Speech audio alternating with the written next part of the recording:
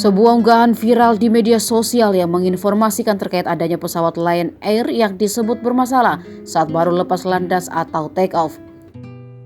Video tersebut diunggah akun Twitter @riakurniaputri. Pesawat itu disebut bernomor penerbangan JT330, hendak terbang menuju Palembang, Sumatera Selatan. Karena mengalami masalah, pesawat tersebut pun kembali ke Bandara Soekarno-Hatta.